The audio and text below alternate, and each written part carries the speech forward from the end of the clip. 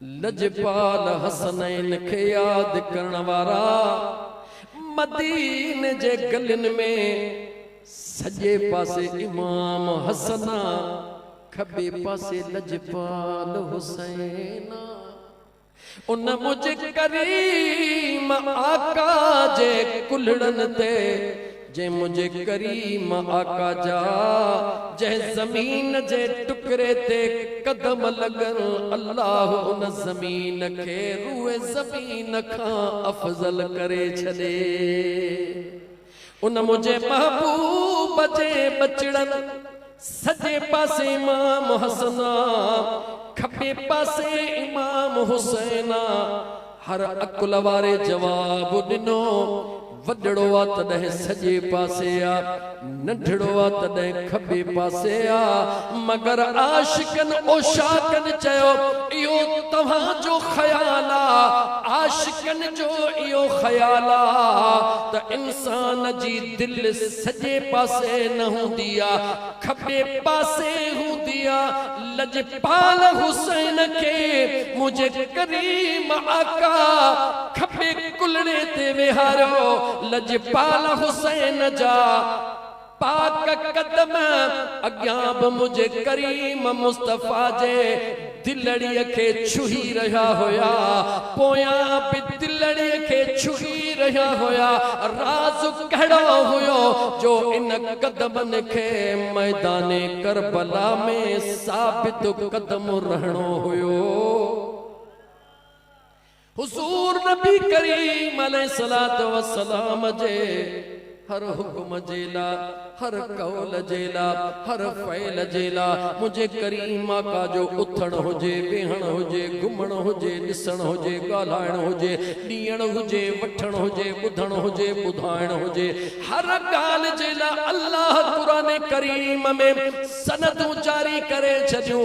लक़द कान लकुम फी रसूलिल्लाह उस्वतुन हसना बस ऐसी आयत पूरी नथी थे अग्यां ॿियूं भी कंडीशंस मौजूद हैं एस ताईं तो आम ॿुधोसीं बेशक अल्लाह मुझे मुस्तफा करीम जे जिंदगी खे पंहिंजे कुर्ब जो ज़रियो बनायो आ पंहिंजे राज़न जो मज़हर बनायो आ मुझे करीम मुस्तफा जे मुकम्मल एक्टिविटीज के अल्लाह जे ज़ात बाबरकात कुरान करीम में आला अज़मत बरकत वारो ॿुधाए लेकिन अग्यां मुझे करीम रब कंडीशन लगाया सब कंहिंजे लाइ नाहे मुझो मुस्तफा सल्लल्लाहु अलैहि वालिहि वसल्लम मक्के में हुजे या मदीने में हुजे ॾिसण वारा त सभई हूंदा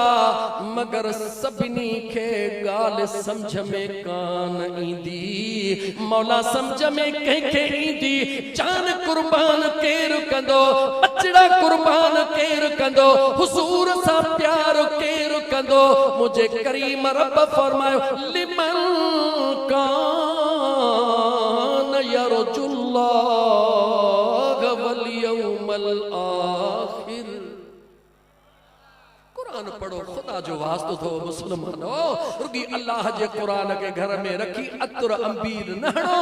अतुर अंबीर भी मुझा दोस्त कुरान जी खुशबू जे ला जरूरी एतरा न है जेतरो कुरान जे पढ़ण वारी खुशबू जरूरी आ छो त कुरान के अतुर हणी छॾई जेडी मल हथ में खणदे उन मल खुशबू ईंदई पर जने कामिलन उस्तादन वटे वेही करे मुर्शिदन करीमन वटि गोडा भञी करे कंधड़ो हेठ करे जे जुमला सिखी दे तो उहा खुशबू रुगी तोखे न ईंदी दुनिया सजी खे पई ईंदी पंहिंजे बच्चन खे अल्लाह जो कुरान पढ़ायो पंहिंजे बच्चन खे दीन जी तालीम सेखारियो याद रखो अगर तव्हां पंहिंजे बच्चन खे अॼु जिम्मेवारी पूरी न कई बेशक अमा बच्चन खे इंजीनियर बनायो अमा पंहिंजे बच्चन खे डॉक्टर बनायो अमा पंहिंजे बच्चन खे आईटी जे दुनिया में अॻिते मोकिलियो लेकिन भुलिजी न वञो ये सब दुनिया जा इल्म मुझे करीम मुस्तफा जे قدمن جی خیرات ہن اے دنیا جو علم چھا جکا ہے سج کے روشنی آیا مجھے مصطفیٰ جے حسن جی خیرات دنیا میں جیکو نور آ دنیا کے جیکو کچھ ملیو آ دنیا میں جیکو حسن یا مجھے مصطفیٰ جے حسن جی خیرات ان کرے یاد رکھ جا مجھا دوست ترجیحات میں پہلی ترجیح مجھے کریم مصطفیٰ جے دین شریعت سنت کے دے انشاءاللہ تعالی تو جو بچڑو نرگی ڈاکٹر تھی دو دنیا جے دردن جی دواب کندو ای روحانی علاج وارو بھی بڑھ جی پندو خدا جے واسطے پانجے بچن تے رحم پانجے بچن تے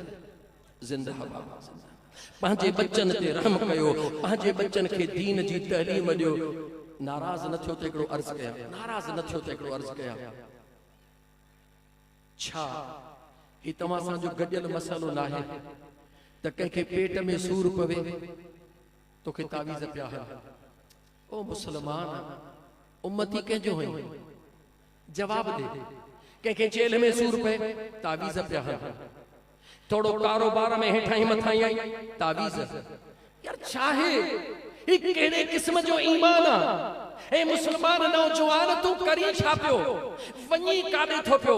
خدا جے واسطے اکھیوں کھول تو ایندر نسل کے تباہ کرے رہے ہوئے یاد رکھی چھڑ مجھا دوستو جی ظالمن سے ہونی طاقتن پہنچے طاقت جے ذریعے مجھا دوستو جی کرڑ سو تھا تا بیڈیا جو دورا ظالمن پہنچے طاقت جے ذریعے محبوب جے میلاد کے رکران جی کوشش کئی تا میلاد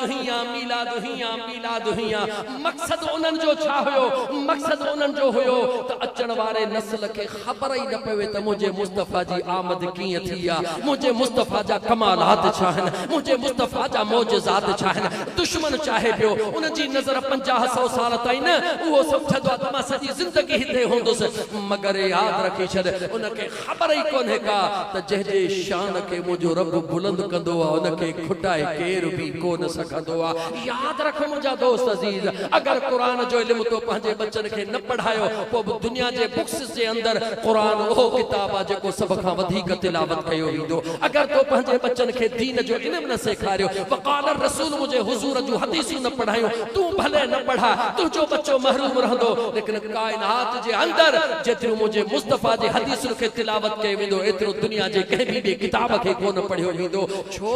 تو قرآن جو زامن بھی مجھو اللہ تو مصطفیٰ جو زامن بھی مجھو ناراض نہ تھی جو پہنجے اولاد کے بچائے یا لا بے علمیہ اگر توکھے مکھے علم ہو جے نا تا اللہ قرآن میں فرمایا تا آزمائیں دس تا ساتھوں دکھ سکھ کے آزمائش سمجھی کرے مولا علی مشکل کشا شیر خدا کیر مولا علی نالائیو مولا علی مشکل کشا چونہ مشکل کشا شیر خدا اہل نظر کی آنکھ کا تارا علی علی علی علی علی اہل نظر کی آنکھ کا تارا علی علی علی اہل وفا کے دل کا سہارا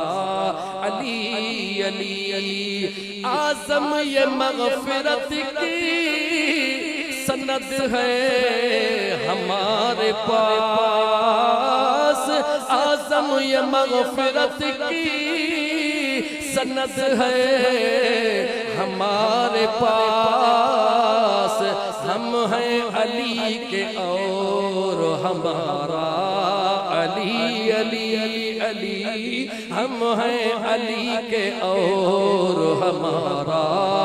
علی علی علی مولا علی کا سوال کہو سنا علم ودھی کا یا دولت مولا علی کا سوال کہو علم ودھی کا یا دولت مجھے مولا فرمایو دولت وڈن سا کھٹن دیا علم ودھن سا ودھن دوا شیر خدا کرم اللہ وجہ الکریم سا پیار کرنوارا مجھے حضور جے اصحاب سا پیار کرنوارا ماں موٹی مجھو تو مجھو وقت بکلاکا بند کلاکن کھے مجھا دوست عزیز ماں چاہیا تو تما ان میں گیپ نہ رکھا یکدم ماں موٹی اچھا ساگی جگہ دے انیا مکے کربلا جو سفر تے کرنوا ماں عرض کہو تو مجھے کریم مصطفیٰ صلی اللہ علیہ وآلہ وسلم حسنین کریمین کے کلڑن دیکھنی مدینے جے گلن میں چھو ہلندا ہویا بدھائیو تم جلدی بدھائیو تے یاد آئے یا نا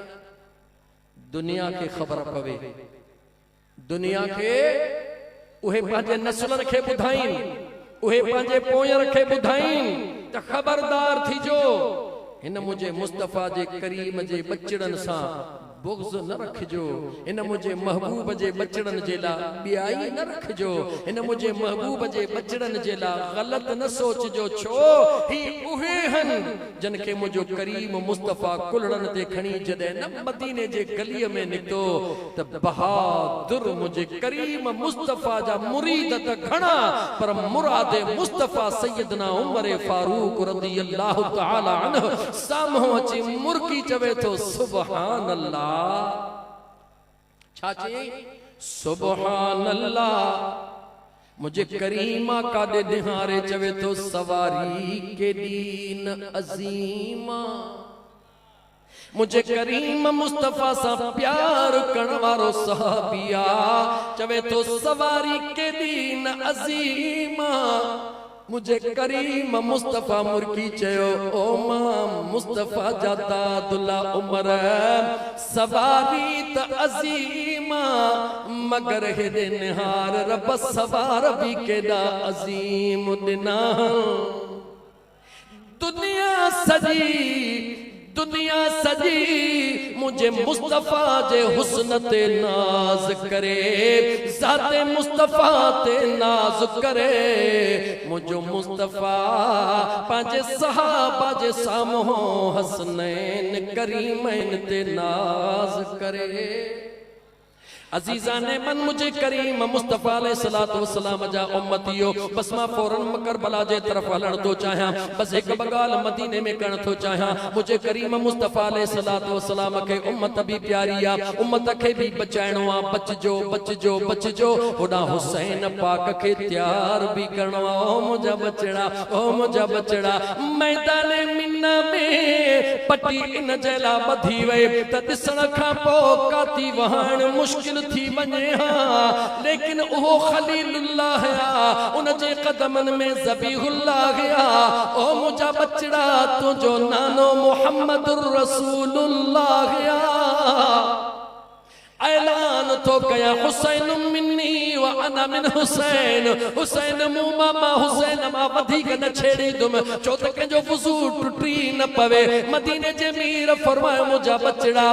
تجھے حج میں معصوم بچڑو ہوں دو انہ جے نیزو انہ جے گچی مبارک میں نیزو لگا دو انہ جے سینے میں نیزو لگا دو انہ جے حلق میں نیزو لگا دو اکھیوں تو جو پٹل ہوں دو پانچے اکھن سا نہار جا بھی انہ نیزے کے کڑھ جا بھی اوہے رت جا پوہارا سنبھال جا بھی اے اوہے سنبھالے عرش دے کرے جے جا یار تو راضی ہیں یا تربیت کیر کرے رہوا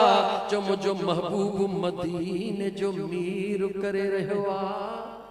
بچڑے جی تربیت کرے رہوا مجھا بچڑا ہی ابھی کجا اما خاتون جنت گواہی نہیں رہیا اما خاتون جنت گواہی نہیں رہیا اکڑے دیا سا گھر میں بیٹھا ہویا سی مولا علی مشکل کشا بھی موجودا اما خاتون جنت بھی موجودا حسنین کریمین بھی موجود ہن مجھا آقا کریم علیہ السلام چے ویا اج جی دنیا جے اندر جے بچے کے جے کرے کو بھی مجھا دوست ایکسرسائز کرائے بیا کا بھی پریکٹس کرائے بیا تا ضرور انہیں جلا پریکٹیکلی مجھا دوستو نجی آزمائش وردی وین دیا اگے حضور جا صحابہ یا اللہ جا نبی پانچے بچڑ رکھے جے کے تیاریوں کرائندہ ہویا تین جے میدان میں پہنچن جیلا انہ جو پریکٹیکل کیے کہو ویندو ہو مجھے کریم مصطفیٰ علیہ السلام جے دربار میں مجھا کریم آقا موجود ہن اما خاتون جنت موجود مولا علی موجود حسنین کریمین موجود بھئی شہزادہ سام ہو ویٹھان بھئی ایک بے کے چھیڑے رہے ہن ایک بے سا انگڑائی کرے رہے ہن او چوے تو ماں تو کھا तोखां ॾाढो आहियां हो चवे त मां तोखां ॾाढो आहियां मंज़र केॾो अजीब हूंदो अर्श ते केॾो न उन जी साराह थी हूंदी मदीने जे अंदर महबूबन जे साम्हूं हसनैन करीमैन इएं हिक ॿिए खे छेड़े रहिया हुजनि बिलाखिर नौबत ते अचे मां ॻाल्हि खे तवील नथो कयां नौबत ते अचे पहुचे हाणे फ़ैसिलो केरु करे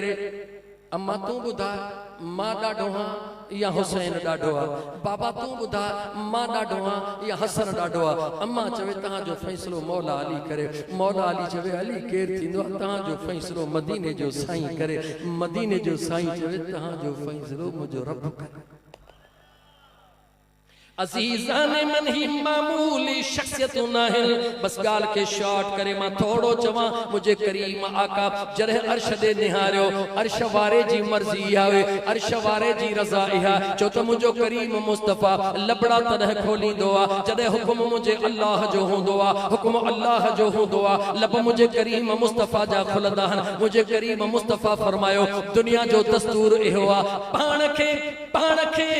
मथ भरो साबित करण जे लाइ पाण खे ॾाढो साबित करण जे लाइ कुश्ती करणी पवंदी आहे कुश्तीअ में जेको कामयाब थींदो आहे उनखे कामयाब करार ॾिनो वेंदो आहे अम्मा ख़ातून जन्नत मौजूद आहे मौला अली मौजूद आहे मदीने जो मीर मौजूद आहे कीअं चवां त अर्श जे मलाइकनि जी जमायत मौजूद आहे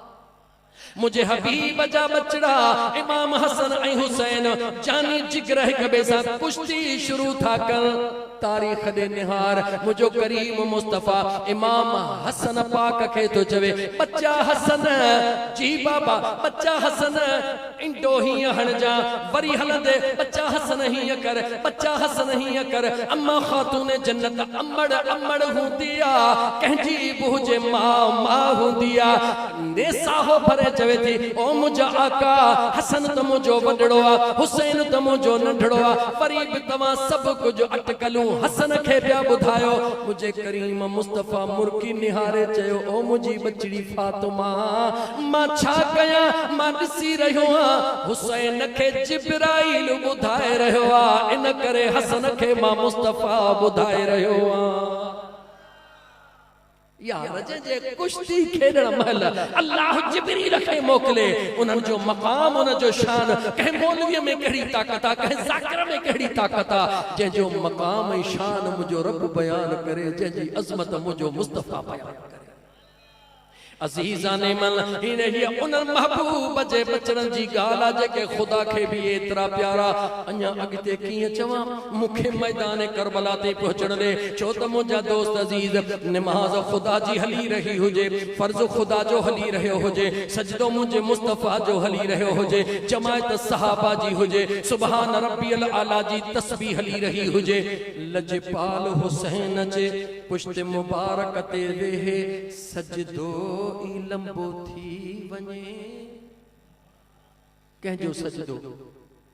जवाब दरियो सजदो कहजो आ इबादत कहजी आ नमाज कहजी आ छा थियो थई डाइण नथी डाइण बिन भागी हिकड़ो घर टारींदी आ तू उन खां भी जालिम मथे न निकर हिन शहजादन सा लेखो न कर ही ओहे शहजादा हन जन्मा अल्लाह बि राज़ी आ अल्लाह जो महबूब भी राज़ी आ रुकी हिनन शहजादन मां न हिनन जे जीजल अमड़ मां बि राज़ी आ चवण दे हिन जे सुहणे बाबा मौला अली मां बि राज़ी आ विसरी वई थई गाल जने मैदान खैबर सजदो आ 39 ॾींहं गुज़री वींदा आहिनि ॾींहुं 40 ईंदो आ रात थींदी आ मौला अली मौजूद भी न होंदो आ लेकिन जुबान मुस्तफा ते ऐलान थींदो आ सुबह जो फातिह खैबर जो झंडो उन जे हथ में ॾिनो वेंदो जंहिंमा अल्लाह बि राज़ी आ अल्लाह जो रसूल बि राज़ी आ जेको अल्लाह सां भी प्यार करे थो अल्लाह जे रसूल सां भी प्यार करे थो जवाब दे सजी रात इन अजीम तोहफे जे ला इन अजीम मसनद जे ला इन अजीम गिफ्ट जे ला सजी रात सहाबा इबादत में गुजारी छो त इहा गिफ्ट कंहिंखे न खपे जंहिंमें रब जी भी रज़ा हुजे मुस्तफा जी भी रज़ा हुजे लेकिन अल्लाह जे कुदरत जो फैसलो निरालो आ जी सुबह थींदो आ ऐलान मुस्तफा थींदो आ लेकिन सदके अबू बकर जी मुंहिंजा दिल भर अदा अली काथे आ आका वठी थो अचा याद रख رکھجا جڏهं مسجد نبوی جي اندر نماز پڑھائڻ جو معاملو ايندو آ ته مولا علي کي منهنجو مدينه جو سائين فرمائيندو آ ادا علي جي منهنجا آقا ابو بکر کي وٺي آ ته مان مصطفی ان کي نماز جو حڪم ڏيا نماز پڙهائي نماز پڙهڻ لاءِ ابو بکر دے پیغام مولا علي کھڻي ٿو اچي خيبر ۾ جھنڊي لاءِ پیغام علي دے سڻو ابو بکر صدیق کھڻي ٿو اچي یار جي مرضي آ ابو بکر بھی مصطفی جو آ ته مولا علي بھی مصطفی جو لیکن مجھا دوست عزیز وہ سنو علی جے ماں اللہ راضی اللہ جو محبوب راضی حسنین کریمین ماں اللہ راضی اللہ جو محبوب راضی اما خاتون جنت ماں اللہ راضی اللہ جو محبوب راضی سب راضی راضی بے اعترا جو اعلان تو تھے تو محبوب سجدو تیسی ودا جیسے پانچے مرضیتے کیر جیسا تو بھی پیار تو کری ماں رب بھی پیار تو کیا مجھے کریم مصطفیٰ نے فرمایو تو جہ مجھے حسن ای حسین ساں پیار کیو ان موسیٰ پیار کیو اے جہ موسیٰ پیار کیو مجھا اللہ سائیں تو ان ساں جواب دیو مجھا دوستو مجھا مولا تو ان ساں پیار کجا حسنین کریمین ساں پیار کرن وارے ساں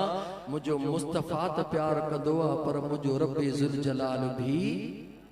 جواب دے مسلمان حسنین کریمین ساں ما کمبائن مجھا دوست جملو استعمال تو کیا یاد رکھی چھد امام حسن پاک ہوا جے کہ امام حسین بھی پانجو آقا سدی دعا یاد رکھ مسلمان امام حسن پاک ساں بھی پیار کر جیئں لجپال امام حسین ساں پیار تو کری مجھا مسلمان با دل چوے تھی ماں بس ان گال کے تے چھڑے کرے ماں یکدم موٹی حلا من احب حازین و اباہما و امہما کان معی یوم القیامہ مدینے جمیر فرمایو ہکڑی حنجت امام حسن ویٹھوا ہکڑی حنج میں امام حسین ویٹھوا مجھے مدینے جمیر فرمایو جہیں بھی مجھے ہن حسن سا پیار کیو ہن مجھے حسین سا پیار کیو جہیں بھی ہن حسن ای حسین جے امڑ سا پیار کیو جہیں بھی ہن حسن ای حسین جے بابا سا پیار کیو ماں مصطفیٰ اعلان تو کیا قیامت میں ماں مصطفیٰ سا گد ہوندو یقیناً جہیں پیار شرط چاہے جہیں پیار گالا ہے تو صحیح جانی جہیں پیار کیو شرط ہی ہوا نا خدا جے واسطے اندر میں جھاتی پہ جواب دے پیار چیبو چھاکیا پیار چیبو چھاکیا چھا پیار ہوگی نارن جو نہ لو جواب دے جے کدے نہ سوچی تے جے کہ دنیا جا چھچھورا چھورا نا ایک بے سا دوستی جی دعویٰ کدان ایکڑو ٹھوڑ کرائی دو دہ بیا بھی عید جلے ٹھوڑ کرائی ویٹھا ہوں چو کرائی دے جے مجھے دوست کرائی آسان جی دوستیا جے دوست سا پیارا بھلے دنیا چھاپ جبے ماں بون لا تیار ہاں اے مسلمان یاد رکھی چھڑ خدا جے واسطے پیار ان کے جے بوا جیسا پیار کبوا جیئں اوہ کندوا عاشق کے بھی ایئں کرنو پوندوا لہو میں ڈوب کر سجدے میں جا رہے ہیں حسین لہو میں ڈوب کر سجدے میں جا رہے ہیں حسین نماز میں تیرا مقدر جگا رہے ہیں حسین نماز میں تیرا مقدر جگا رہے ہیں حسین سجائے بیٹھے ہم بھی غریب خانے کو سجائے غریب خانے کو خبر ملی کہ تشریف لا رہے ہیں حسین خبر ملی کہ تشریف لا رہے ہیں حسین، نماز میں تیرا میرا مقدر جگا رہے ہیں حسین، لہو میں ڈوب کر صدا میں دیتا ہے دنیا کو اب پیغام حسین، صدا میں دیتا ہے دنیا کو اب پیغام حسین، صدا میں دیتا ہے دنیا کو اب پیغام حسین، جو کوئی حر ہے جو کوئی حر ہے وہ آئے بلا رہے ہیں حسین، جو کوئی حر ہے وہ آئے بلا رہے ہیں حسین، نماز میں تیرا مقدر جگا رہے ہیں حسین، لہو میں ڈوب کر یزید تخت پہ بیٹھا ہے اور کانپتا ہے، یزید تخت پہ بیٹھا ہے اور کانپتا ہے، سن لیا کہ نیزے سن لیا کہ نیزے پہ آ رہے ہیں حسین، سن لیا کہ نیزے پہ آ رہے ہیں حسین،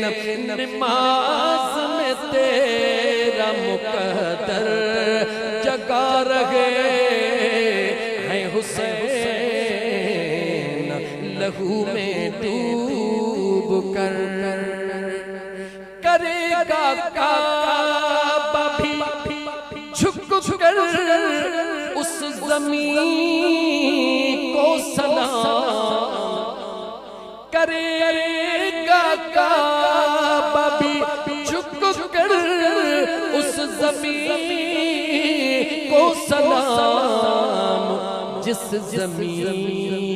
پہ مصلی جس زمین پہ مصلی بچھا رہے ہیں حسین، جس زمین پہ مصلی بچھا رہے ہیں حسین، نماز میں تیرا مقدر جگا رہے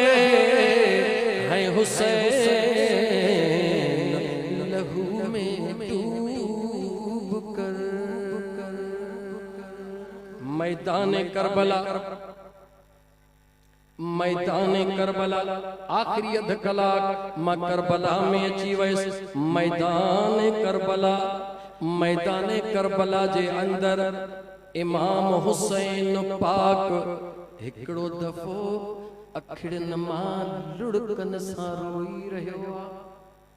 توجہ مجھا دوستو، میدان کربلا میں اوہا کہڑی کھڑیا،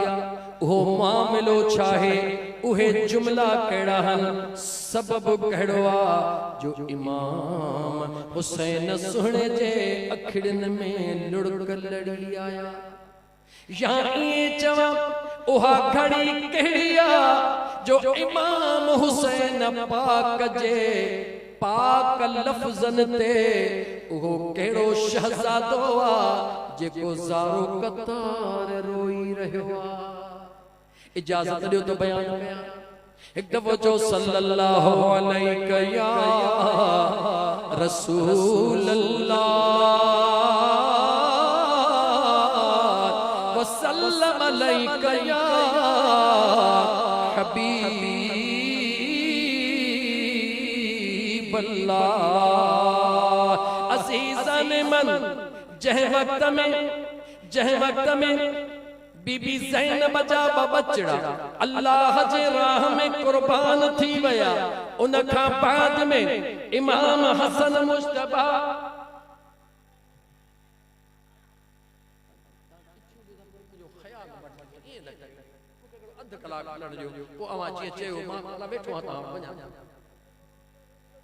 صلی اللہ علیہ یا رسول اللہ وسلم علیہ یا حبیب اللہ ام المصائب بی بی زینب سہنی جا بچڑا جوڑی جدے اللہ جے راہ میں قربان تھی چکی ان کھاں بعد امام حسن پاک جو بچڑو امام قاسم سنو امام حسین پاک جے دربار میں آئو یا حسین لجپال آقا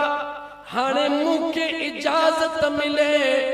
ماں پانچے محبوب آقا جے متھاں پانچی جان قربان کیا میدان کربلا جے اندر ماں پانچی جان اللہ جے راہ میں قربان کیا مرکی سوال کرے رہوا امام حسن پاک ننڑے معصوم سونے جوان امام قاسم کے پیشانیت بوسو نہیں کرے گراٹی پائے کرے فرمائیو قاسم جی مجھا آقا تو مجھے پگدار بھاجی نشانیاں تو مجھے پگدار بھاجی نشانیاں ان جے کرے ماں حسین نتھو چاہیا تو مجھے بھاجی نشانی میدان کربلا میں بنے مجھے دل نتھی چوے ماں تو کے اجازت نتھو لیا یہ جملہ بدھن جی دیرا امام قاسم سنے جے اکھن ماں اڑا مدائے تو ساون جو میہ وسن شروع تھی ویو اے مسلمان اکھیوں کھول بچڑا تو کھے بھی اللہ دنا برکت کھلا کما ودھی کا تفصیل میں نتھو ونیا دنیا جو قربانیوں بنہار مجھے کریم مصطفیٰ جے بچڑن جو قربانیوں بنہار کربلا میں نہارے پری فوراں مدینے جے دھرتی دے نہار پانچے دل کے جو ہی جے کو کچھ حلی رہوا وہ مجھے کریم مصطفیٰ جے تربیت جو سمر حلی رہوا عزیزان من امام قاسم سنو زارو قطار روان لگو روان دے جدے واپس تھیو پانچے جی جل امڑ جے طرف کو نویو پانچے پپھو بی بی زینب جے خیمے میں ونی کرے روئی بھاگ کرو پائے چوے تو او مجھے پپھو اماں اج تجھو قاسم یتیم تھی ویو جہے وقت میں امام قاسم سنے پانجے پپھو اماں جی آدو جے کا جوڑی شہزادن جی اللہ جے راہ میں ڈائی چکیا راضی رب کے کرے چکیا پانجے جانی بھاجے متھا جانی جگر قربان کرے چکیا فدیو ڈائی چکیا منہ میں تہکڑو فدیو حل دعا جے کو جنت مائی دعا ہت جنت جے سردارن جی لین لگی پیا وَيَطُوفُ عَلَيْهِمْ وِلْدَانٌ مُخَلَّدُونَ إِذَا رَأَيْتَهُمْ حَسِبْتَهُمْ لُؤْلُؤًا مَنْصُورًا وَإِذَا رَأَيْتَ ثَمَّ رَأَيْتَ نَعِيمًا وَمُلْكًا كَبِيرًا عزیزان من اللہ جے قرآن کے کھول اللہ چوے تو جنت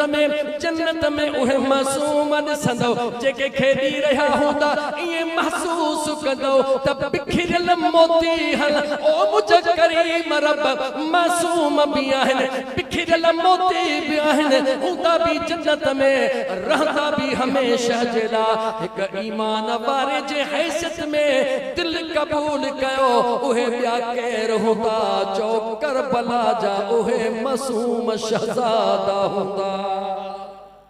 अज़ीज़ान मन इमाम कासिम सुनो पांजे पुफी जे आडो भाकुर विझी रोई रहियो आ ओ मुंहिंजी पुफू अम्मा ओ मुंहिंजी पुफू अम्मा अॼु तुंहिंजो कासिम यतीम थी वियो हिक भेण जे आडो जॾहिं यतीम भाउ जो बचड़ो जॾहिं यतीम भाइटियो रोई करे चवे ओ मुंहिंजी पुफू अॼु तुंहिंजो भाइटियो यतीम थी वियो आ भेण बि उहा जेका जिगर अॻे ई ॾियो वेठी आ गराटड़ी पाईंदी आ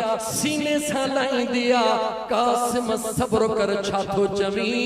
कॾहिं जुमला न चयई अॼु छो थो चवी चवे तो पुफू मां इन करे तो चवां जो अॼु मूंखे महसूस थियो आ त मां कासिम यतीम थी वियो आहियां पुफीअ जे हैसियत में पुफी चवे थी बचड़ा मामिलो छा है कहिड़ी ॻाल्हि तोखे रोण ते मजबूर कयो आहे इमाम कासिम जवाब थो ॾे ओ मुंहिंजी सुणी पुफू अम्मा मुंहिंजे बाबा साईं खे दुनिया छॾींदे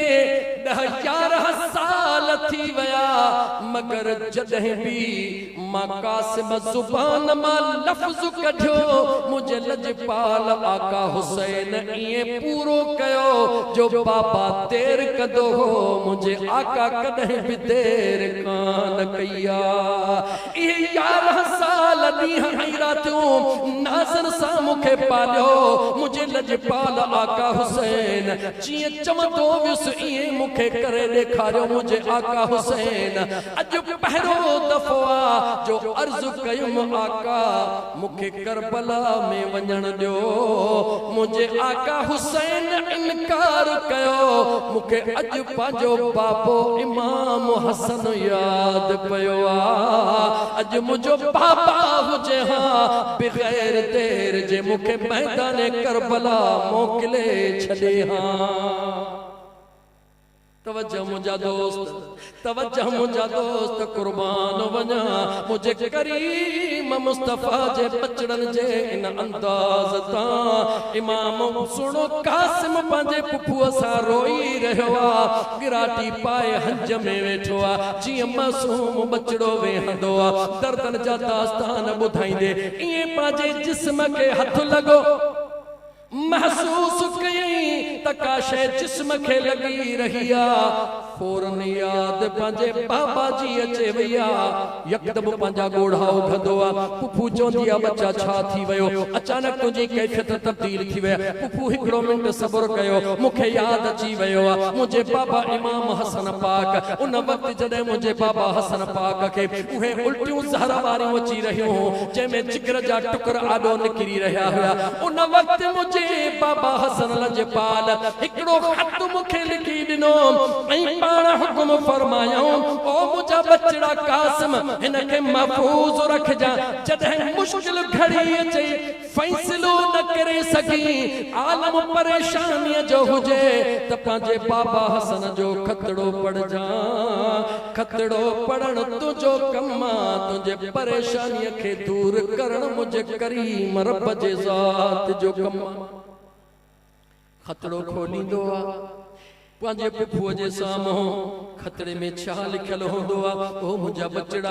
ख़बर आहे तुंहिंजे बाबे खे अॼु तुंहिंजे मथां मुश्किल घड़ी आई आहे ख़बर आहे तुंहिंजे बाबे खे तवजह त कर ख़बर आहे तुंहिंजे बाबे खे अॼु तुंहिंजे मथां मुश्किल घड़ी आई आहे ख़बर आहे तुंहिंजे बाबे खे अॼु तुंहिंजे आका जे मथां मुश्किल घड़ी आई आहे मुंहिंजे भाउ जे मथां मुश्किल घड़ी आई आहे लेकिन फिक्र न कर हे खतड़ो खणी मुंहिंजे भाउ ॾे निखार सनद मां थो ॾियां इजाज़त मां थो ॾियां बस रुकी इशारो वञी मुंहिंजे लजपाल भाउ खां वठी आ जेॾी महिल इमाम कासिम सुणो ओहो खतड़ो जेको वयो त रोंदो वयो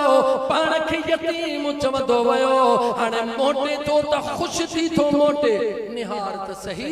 रोए छो थो त मूंखे शहीद थियण में देर छो थी थिए मुर्के छो थो त जल्द में जान कुर्बान करे नाना नबी पाक जे हथड़नि ते वञी हौज़े कौसर जा प्याला او مسلمان مسلمان تو کہ کیڑی خبر تد شہادت چاہے بو چھا کیا رب کعبہ جو قسم تو مجھے مصطفیٰ جا فرمان کھولے تدس مجھے کریم آقا علیہ السلام جے ذات بابرکات فرمایو قیامت جو ڈی تھی دو جنتی جنتن میں پہنچندا اللہ تعالیٰ جبرائیل کے فرمائیں دو اعلان کرے جنت نکھا پوچھو سبنی کے سب کچھ ملی رہے ہوا کوئی کہہ پریشانی میں تنا ہے جبرائیل اعلان کدوا سبنی کے ڈاڈو خوش دسندوا کہ حورن میں کے خلمانن میں کے جنت میں کے نہر میں سب خوش مگر ہکڑو ایڑو ٹولو جے کے جنت میں سکون نہ ہوندو یا اللہ اسا کے جنت میں مزو نہ تھو اچے کہڑی کمیاں او مجھا کریم رب بی کائی کمی نہ ہے پر جے کو اسا کے مزو ان سر کٹرائن جے ٹائم تے آیو او اج جنت میں مزو نہ تھو اچے کہہ فرمایو چو مدینے جمیر جواب دے کہہ فرمایو مجھے آقا کریم علیہ السلام فرمایو اللہ پوچھ دو تمہاں چھاتا چون چاہو مولا جو کچھ نہ کھپے نہ تجھی جنت جا مزا نہ تجھے حور نخلمان نہ موجا مولا بس ہکڑو ہی سوالا وری اساں کے دنیا میں موکل وری موکلی دو ونجو وری جان کٹائی دا ونجو چو تجھے کو کٹڑ میں مزو آئیو آج جنت جے کہہ شے میں اوہ مزو کونے اللہ جو قرآن کھول مسلمان اللہ جو قرآن کھول اللہ جو قرآن بھی بتھائے رہے ہوا میدان کربلا بھی بتھائے رہے ہوا چاچو تھو چوے بچڑا تو مجھے باجی نشانی ہے تو کہ کیے ظالمن جے آلو موکلیا بچڑو روئے تھو چھو تو رہے خبرہ تو مکھے جان ڈیڑیا خبرہ مکھے شہید تھینوا خبرہ تو مکھے حوض کوثر دے نانا کھا جام اٹھی پیڑوا مگر دیر نہ تھے جلدی کرنا نہ پہری ماں پہنچا ماں پانچے نانے جے ہتھن کے چما چھو تو میدان کربلا میں مولا علی بھی موجودا اما خاتون جنت بھی موجودا مدینے جو محبوب بھی موجودا اشارہ ملی رہا ہے انسٹرکشن ملی رہا ہے ضروری ہدایت ملی رہی ہوں ہدایت ملندی تھی ونجے پانجا بچڑا کم دیکھاری لیکن مجھا دوستو اتے محکڑو جملو عرض کرتو چاہاں جیدی من لجپال امام پاک جے ہتھڑن میں پانجے لجپال بھاجے ہتھن جو لکھل خطڑو آئیو قاسد جو اچن بھی شیا لکھل ہتھ اکھر بھی شیا امام حسین پاک جے کو پانجے لجپال امام حسن کے آقا لجپال کرے سدیدو ہو ان خطڑے کے اکھن تے رکھو اج امام حسین پاک جے اکھڑن مامی وسیر ہوا کیتر اوپ قربانیوں ہلی رہیوں ہنے امام حسین پاک ان کے وری کھنی پانجے کلھڑ دے پانجے خیمن میں پہنچائے رہے ہوا مگر اکھن میں آب نہ ہے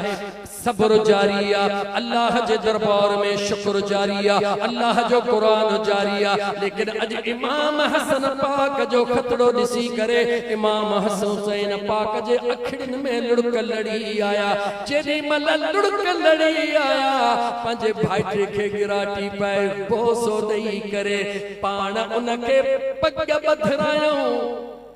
چھا کہوں جواب رے چھا کہوں چھا جیلا بدھرائیوں تو تجھے بابا جی سند موجودا حسین کے روکڑ جو حق نہ ہے پگ بدھرائے امام حسین ہتھڑا کھیاں ارشد نہاریو او مجھا کریم رب او مجھا کریم رب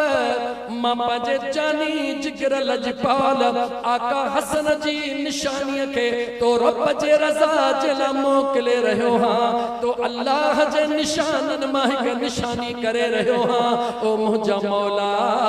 انہ مجھے لجپال آقا جے بچڑے جی قربانی تک قبول کجا اگیا جملہ بدو امام حسین تو چوے مولا قیامت جے اچڑتا مجھے لجپال آقا حسن جے نسل کے بلندو بالا بھی بنائے جان بیہندس سے توجہ مجھا دوستو بیہندس سے اجازت دیو تو تھوڑو کھولیا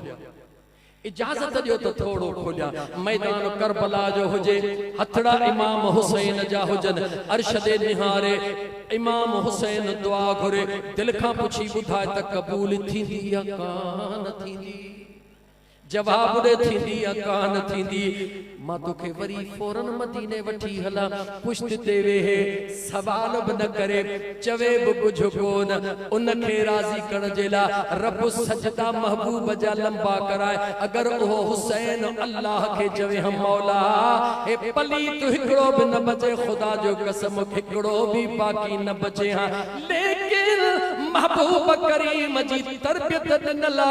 हिक दीन जी हकानियता बी दीन जी हिफाजता मुझे तरबियत मदीने जे मीर कया जडे दीन जी हकानियत जो मामलो आयो मुझे मदीने जे मीर आंगुर जो इशारो करे चंद्र रब चंद्र के कदमन में पहुंचायो दीन जे हकानियत जो मामलो आयो मुझे मदीने जे मीर अबू जहल जे मुठ में पत्थर के कलमो पढ़ायो दीन जे हकानियत जो मामलो आयो उन यहूदी के न्यापो न वनी वण के मुझो न्यापो दे वण हुजूर जे कदमन में आयो जडे दीन जे हकानियत जो मामलो आयो मुझे मुस्तफा मौजज़ात जो इजहार फरमायो जडे दीन जे हिफाजत जो मामलो आयो मैदान उहद अची वयो मुझे मुस्तफा मौजज़ो ज़ाहिर न कयो मुझे करीम मुस्तफा बनफ्से नफीस पांजे वजूद के जख्मी हुजूर जो वजूद थियो मुझे मुस्तफा जो दंद मुबारक शहीद थियो दुनिया डिठो उन मुस्तफा जो दंद शहीद थियो जेको इशारो करे त चंड कदमन में अचे जेको अली अला इशारो करे त सिज वापस अचे वो मुझो मुस्तफा इशारो करे त रब बदर जे मैदान में सहाबा जला मलाइक हजारन जे तादाद में मोकले उहद में हुजूर इशारो करे हां छा कुछ को न थे हां पर दुनिया के बुधाइणो होयो त ॾिसो तव्हां जे सुहिणे नबी छा कयो आ दीन जे हकानियत जे इज़हार जे ला मौजज़ात बयान कया दीन जे हिफाजत जे ला जान के कुर्बान कयो करबला में ॾिसंदो त मुंहिंजा बचड़ा उहे हसन हुसैन उहे मुंहिंजा शहजादा जेके वींदड़ नाबीनन खे हथड़ा खयो अखियूं ॾींदा वञनि जेके वींदड़ मुर्दन खे हथड़ा खणनि रब चेरो करे उहे जेकर करबला में हथड़ा खणनि हां त हिकु यज़ीदी न बचे हां पर इहे कोन कंदा छा जे करे जो करबला जे मैदान में दीन ला करामत ॾेखारण जो वक़्तु न हुयो करबला जे मैदान में दीन जे बचाइण जो वक़्तु अची वेंदो हाँ मुझा मुसलमान हाँ तरबियत जंजी मुझे मुस्तफा करीम कया तो उन जा बच्चा ओहो ही कंदा जेको मुझे मुस्तफा करीम सेखारियो इमाम अली मकाम इमाम हुसैन पाक हथड़ा खणी छा चयो मुझा मौला जवाब रे दुआ कड़ी घरी मुझा मौला मुझे लजपाल आका हसन जे नस्ल के कयामत ताईं गाला कयामत ताईं निर्वार कजा इज्जत वारो कजा शान वारो कजा मान वारो कजा छो त मुझे लजपाल इमाम जे बचड़न के खबर आ त दुनिया में छा हली रहयो आ हिकड़ो तैयार जो बचड़ो दिसी चुको है बियो बि वक़्ते करीबा अचण वारो आ दिसी केड़ो बचड़ो चुको है जवाब दे जो सुनो अब्दुल कादिर जीलानी जे दुनिया जे जर्रे जर्रे में फैज पहुंचायो आ अब्दुल कादिर जीलानी केरा जो इमाम हसन पाक जो बचड़ो आ जवाब दे के जो बचड़ो जवाब दे के जो बचड़ो आ आई बाकी हिकड़ो ओहो जवान वक्त करीबा ज़ुहूर थियण वारो आ जे जो नालो इमाम महदी पाक छा नालो आ जवाब दे इमाम जवाब रे नालो छा इमाम महदी पाक कहजो बचड़ो होंदो जो इमाम हसन पाक जो बचड़ो होंदो जवाब रे कहजो बचड़ो होंदो इमाम हसन पाक जो बचड़ो होंदो मुखे बोटन ने मैदान करबला में इमाम अली मकाम दुआ गुरी अल्लाह दुआ कबूल करे छदी पाण पांजे भाईटे के तैयार करे पाण फरमाए बच्चा वनी पांजे जीजल अमड़ खा मोकलाया नौजवान तवज्जह कजा मैदान करबला जो शहादत जेला तैयारी लगी पईया पाण न के तैयार कन वरी भी फरमाइन था मोटी वनी पांजे जीजल अमड़ खा मोकलाया पाण फरमाइन था अमड़ खा मोकलाया उम्मत के पैगाम मिली रहे हुआ हुसैनियत जो पैगाम मिली रहे हुआ ऐ नौजवानो जदे भी कह मैदान में निकरो अमड़ जे मोकलाण खा सवा न निकरजो अमड़ जे कदमन के चुमण खा सवा न निकरजो अमड़ जे कदमन के चुमी नहीं बाद में निकरजो अमड़ तवा के दुआ कंदी दुआ अमड़ जी थी बद दरब जी थींदी बेड़ो तव्हां जो पार थी वेंदो इमाम कासिम सुनो جنہیں جیجل امن وٹاयो اماں کھا اجازت کری او مجھے جیجل اماں اجازت ملے اماں سوڑی اجازت دئی رہی ہے اماں سوڑی اجازت دئی رہی ہے مگر اجازت جو انداز مختلف اماں سوڑی اجازت تھی دے او مجھا بچڑا قاسم جی مجھے جیجل اماں او مجھا بچڑا قاسم تو کھے خبرہ دنیا جے ظالمن مانن دنیا جے گھٹیا قسم جے انسان تجھے باب امام حسن پاک تے الزام حیان انہن چیوات حسن پاک بزدلا لڑی کو نہ سکھو او مجھا شیر بچڑا مجھے شیر گھوٹ جا بچڑا اج میدان کربلا میں یہ پہنچے تلوار رکھے وہاں جا قیامت جے اچڑ تائیں بھلے جو میمن گوٹھ ہو جائے اتے بھی جے کرے ذکر حلے تا یہ ذکر حلے تا امام حسن جے پاک بچڑے امام قاسم ہکڑے عرض ککھے نا انہ جے پٹن کھے بھی بٹکرا کہو عرض ککھے بھی بٹکرا کرے یہ دشمنن کے جہنم رسید گئو دنیا کے خبر پوے تا جے خون جو حسینی تھی گزارو تپو یزیدی طریقے تے نہل جو حسینی طریقے تے حل جو ماں حسین تمہاں کے بڑھائے تھو وجہ تمہاں ہن یزید جے ہتھ تے پیت محض ان بنیاد تے نہ تھو پیا جو ہی یزید جے کو ہے نمازن میں سستا کدہ پڑھندو کدہ نہ پڑھندو ماں حسین ان پاک باغ جو پھول ہاں جتے پلیتی جو تصوری کونے جے کو نماز پوری نہ تھو پڑھی سکے ان بدبخت کے حسین ہتھ کیے پہرو امام لجپال حسین جو فکر تا وقت جے یزید سا ٹکرا کا جو وقت حقیقت یہ ہے تا حسینیت بھی زندہ بادا یزیدیت بھی تو بلے چوتے یزید مرداباد لیکن یہی مجھے حسین جی کرامتا جو یزیدیت بھی زندہ بادا اج بھی دنیا جا یزید آہنیا کون ہے جواب دے یہی تو مجھے لجپال حسین جے فکر جی کرامتا تا قیامت جے دی ہندیں چوتے مجھا دوست جھڑو بن میں تھی دعا یاد بنی کے کہو بھی دعا ہکڑے کے بزدل جے نالے سے یاد کہو بھی دعا ہکڑے کے ببر شیر جے نالے سے یاد کہو بھی دعا مجھو لجپال حسین کے یاد ان بنیاد تے کہو بھی دعا توا مجھا لجپال حسین تو میدان ملہائے دیکھا رہا انہا پلیت ملعونن کے یاد نہ کرے کہی دو پلیتو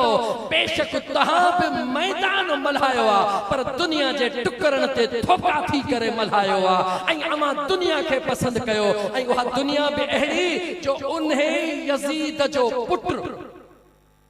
کہہ جو پٹر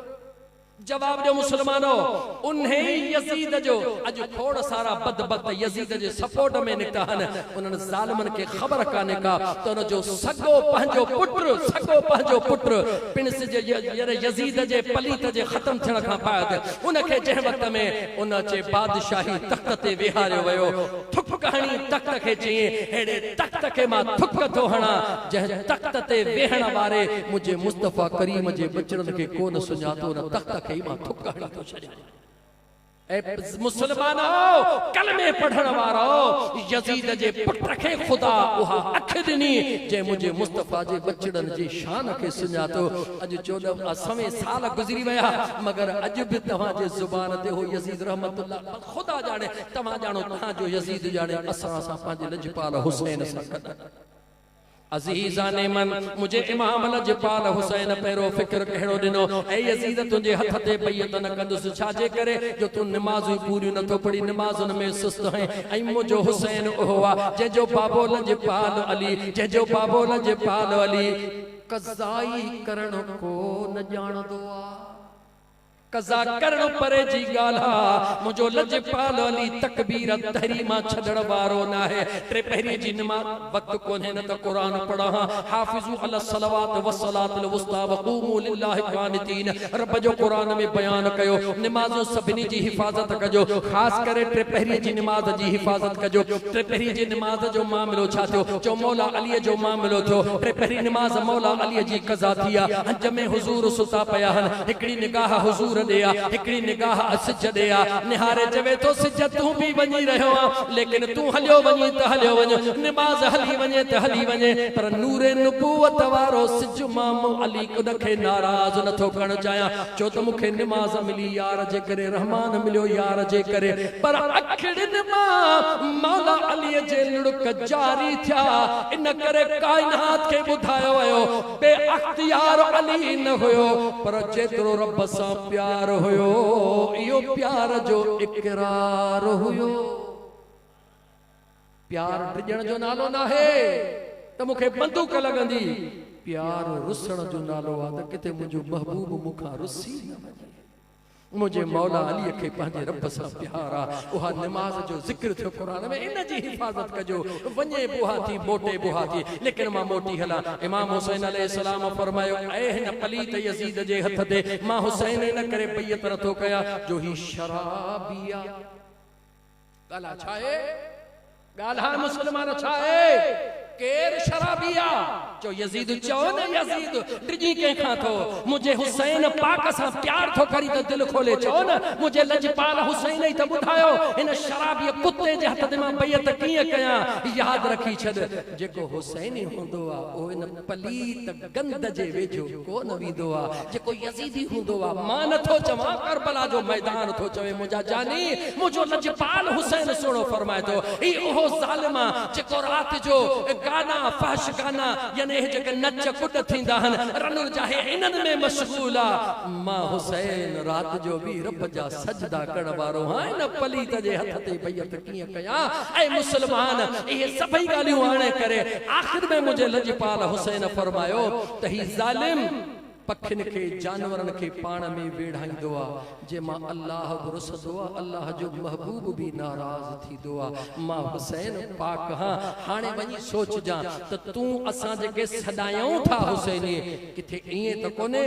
नारो कुरान में रब चयो न त हसिबन नास अन युतरकू अन यकूलू आमन्ना वहुम ला युफ्तनून रुकी गुमान कयो वेठो हिक मां मोमिन मां रब चयो त इए न थींदो मां अल्लाह आज़माईंदुस अचो त तव्हां सां पंहिंजो मुहासबो करे पंहिंजे अंदर में झाती पाए ॾिसूं त वाकई असांजो किरदार हुसैनी आहे या असांजो किरदार ॾाढो ग़लति थो पियो वञे अगरि ग़लति वञे थो पियो त अञा सिरीअ में साह अथई मुस्तफ़ा जो कलमो पढ़ियो अथई लजपाल हुसैन सां प्यार कई अथई तौबह जो दर खुलियो पियो अथई अज भी तौबह कर अल्लाह जे दरबार में सच्ची तौबह कर इन गंदिन शैन खां नफरत जो इजहार कर मौलवी जे आडो न कहे ज़ाकिर जे आडो न कहे गोठाणे जे आडो न पंहिंजे करीम रब जे आडो रोई चो मौला ख्वार हैं बदकार हैं डूबे हुए जिल्लत में हैं कुछ भी है लेकिन या रब तेरे महबूब की उम्मत में मौला मुझे ऐबन ॾे न निहार जा करबला वारन शहीदन जे सदके मौला मुझे हीणे हाल ते रहम कजा खुदा जो कसम अखड़ियूं आलियूं करण तुंहिंजो कम आ तुंहिंजे दफ़्तरन खे द्वारण मुझे मुस्तफ़ा करीम जे ज़ात जो कम वक्त थई हुजूर ते कलमो पढ़ियो थई जेसिताईं तुझे सिरिय में साह तेसिताईं दरवाजा बंद कोन थे पर तौबह में देर न कर खबर काने का तो सुभाणे सिजो अलाए तू असां सिजो उभरंदो ज़मानो हूंदो दुनिया हूंदी पर जानी तू असां हूंदासीं या कोन हूंदासीं काई खबर काने का अच त सुझंदे तौबह कयो दिल जो दिल में एहसास निदामत पैदा करे अल्लाह का दुआ करो मौला असां जे हीने हाल ते रहम कर छॾे दे ॿियो छा थो चवे छॾे दे फलाणो छा थो चवे तू फिरकिन बिरकिन के ढंढ जे तरे में हणी करे पहिरीं पाण खे त बचा पंहिंजो ईमान त बचा पंहिंजे रब खे राज़ी कर मां तोखां थो पुछां जेॾी महिल इमाम लजपाल हुसैन सोणो 313 सोराख़ हुया जिस्म में घणा हुया 300 जवाब ॾियो घणा 300 को हिकड़ो मुअर्रिख त लिखे त इमाम हुसैन लजपाल के का तलवार लगल हुई को हिकड़ो त मुअर्रिख लिखे न त का तलवार जिस्म जे हिस्से में लगल हुई हिकड़े मुअर्रिख में न लिखे छो न लिखियो सवाल आ छो न लिखियो तलवार छो न लगी जवाब आ तलवार उहो हणंदो आ जेको वेझो पहुचंदो आ अल्लाह सोने लजपाल हुसैन जे चेहरे में रोब अहिड़ो रखियो हो जो यजीदी को वेझे अचण जी हिम्मत ही कोन पियो करे सके سب پلیت پرے پرے پیٹھا ہویا پرے پرے کھا تیر ہیوں 313 سوراخ تھیا مگر لجپال حسین کے پرواہ ہی کانے کا او یار پرواہ کانے کا یہ طاقت کتھوں جیا مصر دے نظر کرد خبر پوئی یہ طاقت کتھوں جیا مصر دے نظر کرد خبر پوئی تو چوندے مصر میں چھا ملدو ماں چند مصر کے یاد کرے اللہ جے قرآن کے یاد کر وَقَتَّعْنَ أَيْدِيَهُنَّ وَقُلْنَ حَاشَ لِلَّهِ مَا هَذَا بشرا عورتوں ہوئوں ڈسی یوسف کے رہی ہوئوں کٹے سوف رہی ہوئوں سوف کٹ جیویا ہتھ کٹ جیویا خبر ہی کان پئی چھو ان اکھن جدے نہ یوسف جو دیدار کیو تو دنیا تو بھل جی وئی ہے جسم بھی وسری ویو یوسف جے دیدار سا اے جسم وسری بنے حسن ای حسین اوہوا جد جوڑی میں تصویر رب مجھے محبوب مصطفیٰ جی بنائے چھلیا غلام سونے لجپال حسین کے نسندا ویا سب کچھ بھلائی دا ویا مجھو لجپال حسین سامہو مولا علی کے دسے اما خاتون جنت کے دسے مدینے جے میر کے دسندو ویو سب کچھ بھلائے چھڑیو جسم بھلائے چھڑیو چے وقت میں 313 سوراخ تھی چکا دشمن ڈٹھو تو ہن شہزادے سا پہنچن جی حاجت نہ ہے پلیتن پلان کیو اذان چو چھا چو اذان چو اللہ اکبر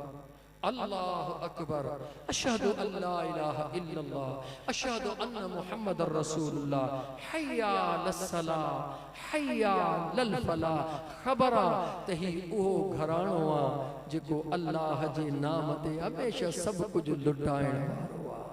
یزیدن اذان جا آواز کیا نیہ جمعے جوا مجھے لجپال حسین پہنجی تلوار میان میں رکھی ارشد نہاری چھاچے ہو مجھے حسین مولا راضی ہیں چھاچے ہو لجپال حسین مولا اج تو اسا چاہوں تھا نا مولا حسین راضی تھی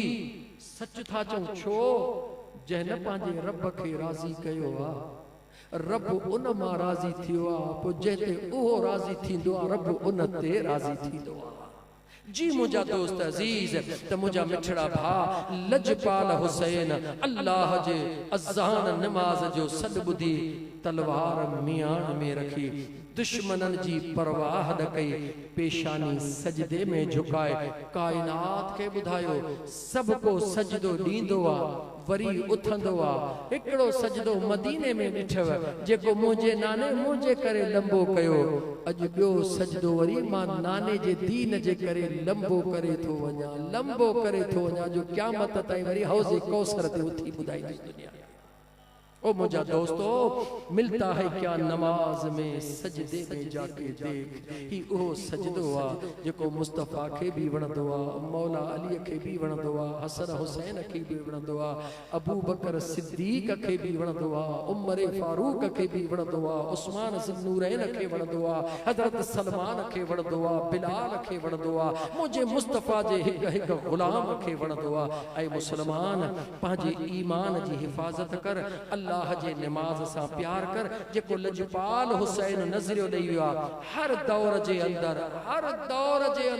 حسینی موجود ہوندا یزیدی بھی موجود ہوندا حسین لجپال تو کے مکے شعور دئی ویوا ت لا شعور نہ تھی جو رگی نارا ہنی اے ماں حسین جو نالو وٹھی نہ ماں حسین تدہ راضی تھی دسے جی ماں حسین وقت جے یزید سا ٹکرائے تو ہاں کے دیکھاریو اے وقت جے یزید سا ٹکرائے دیکھار جو ایو نہ سوچ جو تا تھوڑا ہوں ایو سوچ جو تا کربلا میں ہویا تا تھوڑا پر ہمیشہ زندہ باد بڑھ جی ویا وقت جے یزید سا مہادو وٹکائے جو لیکن کربلا جو کو دستور سا کے ملے تو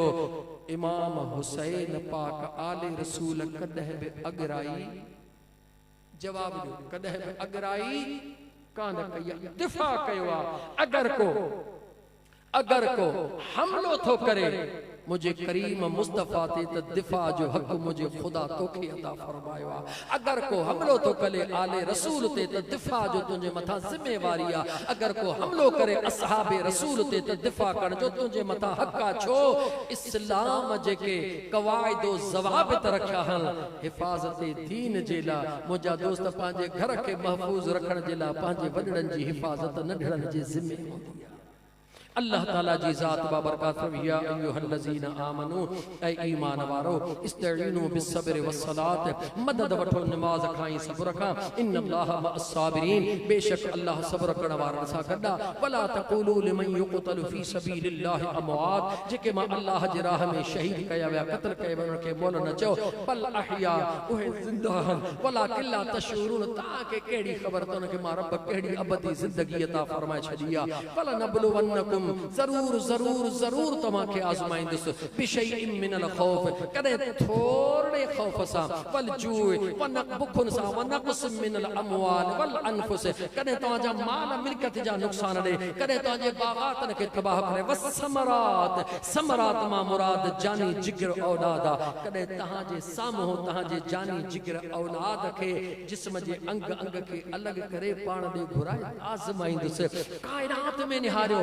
آزمائیو جے کے بھی رب آہے کہیں کہ ہکڑی آزمائش ملی بکھ جی کہیں کہ جان جی ملی کہیں کہ مال جی ملی واہ مجھے مصطفیٰ کریم جا بچڑو کربلا میں پنجئی آزمائشوں گد آئیوں تو جو مجھے مصطفیٰ جے آل جے بتا آئیوں آئیں پنجنی آزمائشن میں کامیاب تھی کرے سرخرو تھی کرے آل رسول نے کھاریو رب اعلان کیو وبشر الصابرین او صبر کڑوارو تمہاں کے خوش خبری ہو جے تا ان اللہ مع الصابرین اللہ تماسا گدہ اللہ تعالیٰ موجو چون اما جو بدن قبول فرمائے اللہ تعالیٰ طرفین کے عمل جی توفیق عطا فرمائے لفظن میں کا کمی کوتاہی تھی ہو جتا ہوں باجا ہتھرا بدی سبنی کا معذرت ہو گیا کوشش ہو دیا تہن زبان ما کو ایڑو ناشائستہ لفظ نہ نکرے پر غریب انسان ہاں آؤں متھے ہتھڑا کھنی ان کیمرہ جے سامو تمام مرتبہ فکر جے دوستان کے چوان تو اگر کو ایڑو لفظ مکھا نکتو ہوا جے کرے اما جی دل آزاری تھیا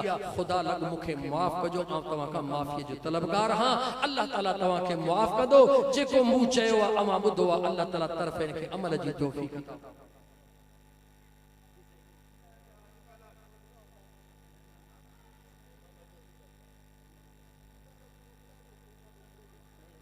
کلاکن بجے سوا بکلاک دیا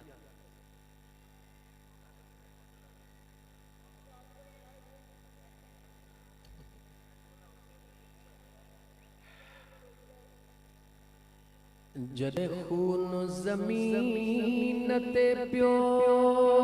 علی اصغر جے سینے جو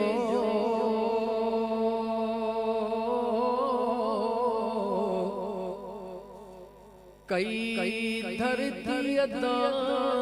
کٹھو مہمان مدینے جو جد خون زمین تے پیو علی اصغر جے سینے جو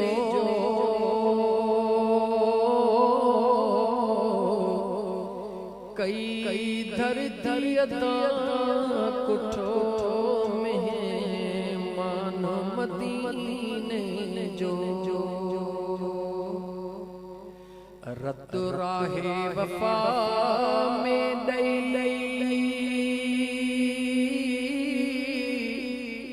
وڈڑا بھی سفر کن پیا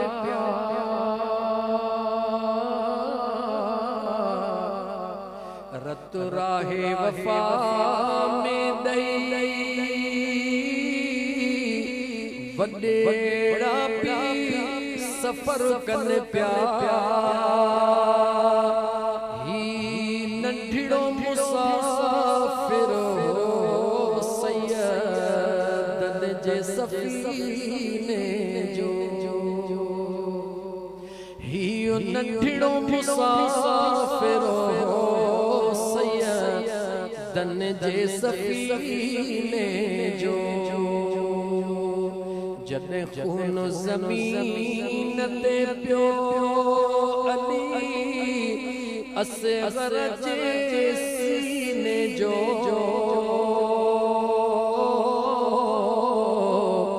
کئی دھرتی ادا کٹھو مہمان مدینے جو نا نازک ہو نبی زادو ہیرا کوئی دورن جو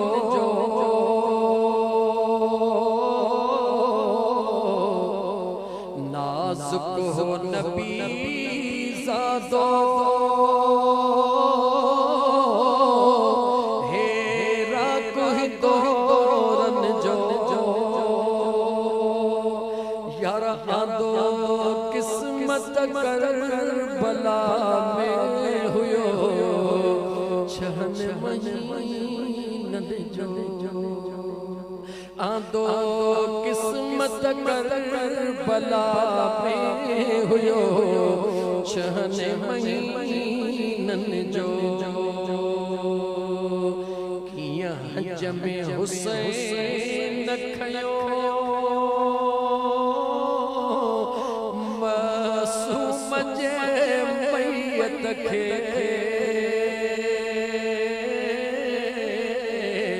کیا حجم حسین کھیو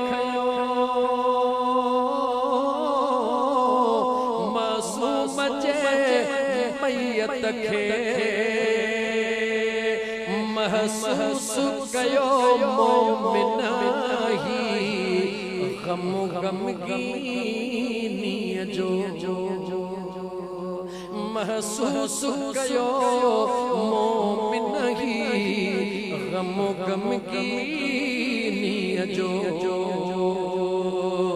ہر روز حویلی میں نازل سا پلیو اکبر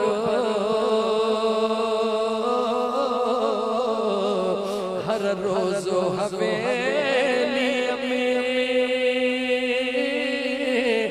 نازل سا پلیو اصغر